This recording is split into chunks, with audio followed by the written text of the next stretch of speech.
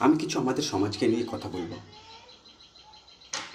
আমি প্রায় যেখানেই গিয়েছি সেখানেই দেখেছি যে কেউ মারা গেলে তাদের আত্মীয়দের নামাজ না পড়লে কান ধরানো হয়। সেটা কি ঠিক? কেন আমাদের সমাজ পারে না যে আগে ব্যবস্থা নিতে? পারে তো। না নামাজ পড়লে সে আমাদের সমাজের সাথে চলতে পারবে না, নামাজ না পড়লে তার বাড়িতে কোনো অনুষ্ঠানে আমাদের সামাজিক লোক যেতে পারবে না। পারে তো, কিন্তু না, আমাদের সমাজ লোকাল ট্রেনের মতো হয়ে গেছে।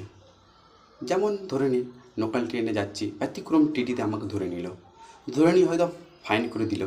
ফাইন করার পর দিয়ে দিল, টিটি চলে গেল, আমিও চলেছিলাম।